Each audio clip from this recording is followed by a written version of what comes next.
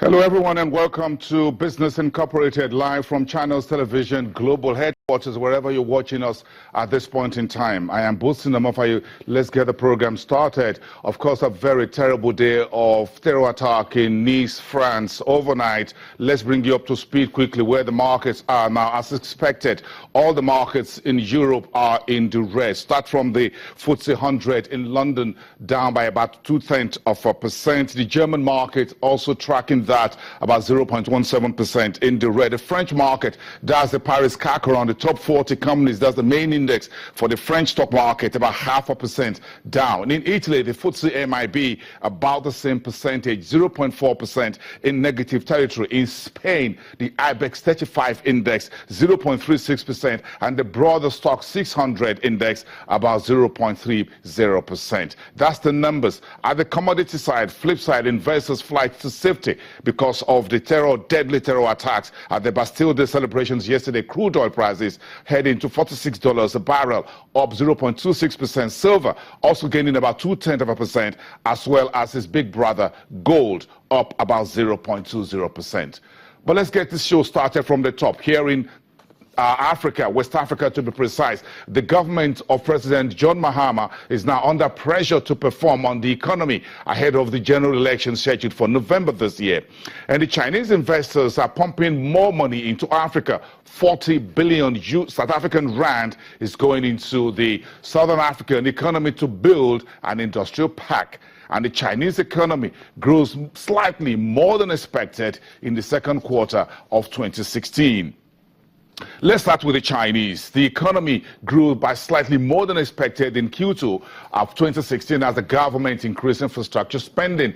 GDP, or what you know as gross domestic product, expanded 6.7% in the first 3 months to June compared to a year earlier. That rate was steady from the previous quarter and above expectations of 6.6%.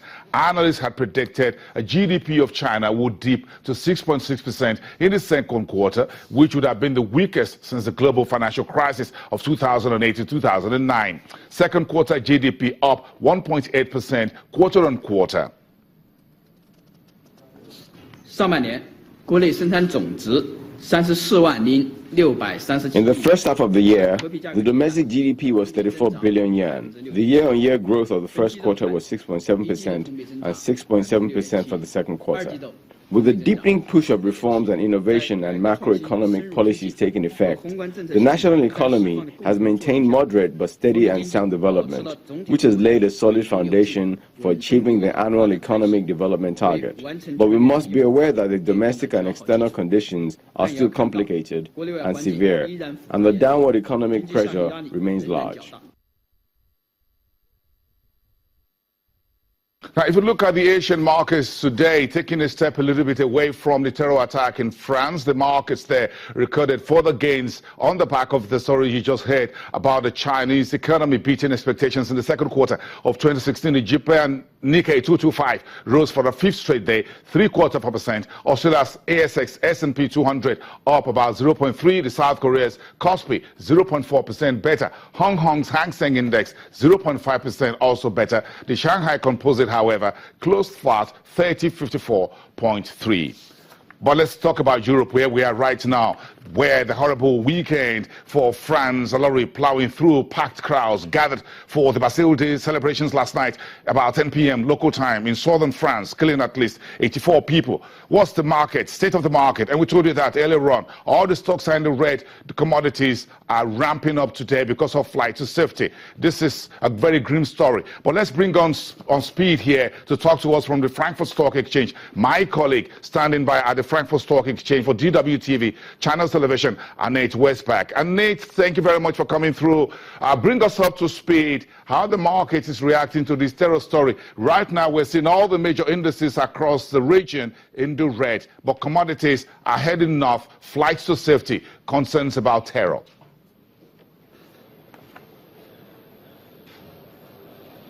Yeah, that's very much true. I mean, you have not seen a severe sell-off based on that terrible news from France, the terrorist attack in Nice, but we are seeing travel and leisure stocks considerably lower, above all the French hotel chain Accor, but also airline shares like Lufthansa, Air France, KLM, EasyJet are seeing a clear dip into the red. The general market, though, is more or less looking for directions.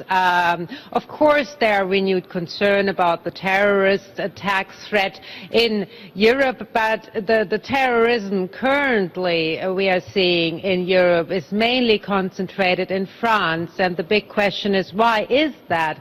Then you have to look at the political arena.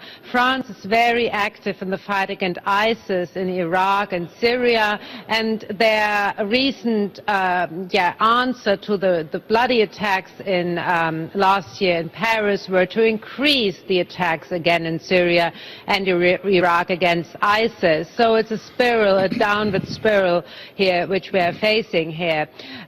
Also, analysts are saying that France has the highest number of people actually going into the Syria war and also returning, so to people who potentially have a terrorist background, because of France has a history of failed integration policy.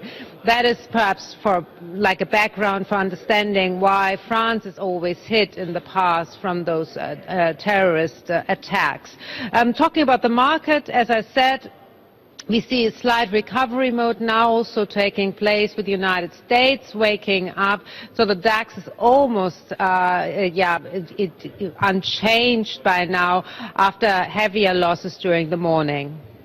Annette, the city where this terror took place yesterday was a place I would love to visit. I haven't been to France, but the name of that city is Nice. Now, if you pronounce that in English, it's nice. So Nice is a nice city. So it's about tourism, isn't it? So if the city of Nice, which is nice, is being hit by these terror attacks, the tourism industry in France and across Europe could come under further pressure. Yes or no?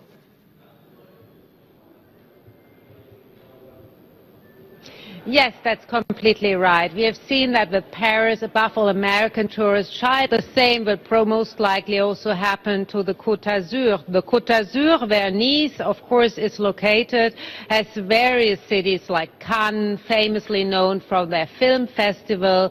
Of course, Nice, a big other cities, but also other little places are very much in demand normally for tourism from tourists from the United States, for example, also Asia. And I guess those tourists are more or less more reluctant to go there now with all that publicity about terrorist threat in Europe.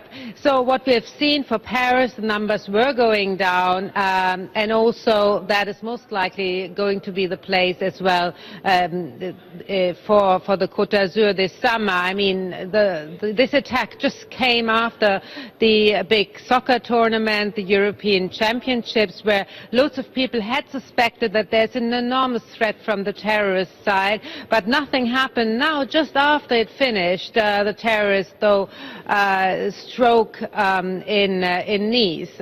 What we can expect probably for this summer is that hotel chains and other tourism-related industries will be under pressure, not only probably in France.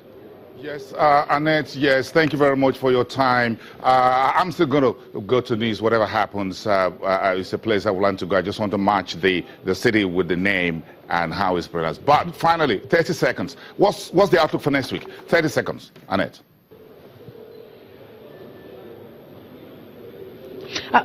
Okay, very quickly. We watch out for earnings. Earnings season is starting here in Germany and elsewhere in Europe. We have the earnings season just in full swing in the United States, and now next week it will be here with Daimler, SAP for Germany reporting. And also another highlight is the ECB, which is coming together for the first time since the Brexit vote. With that, back to you.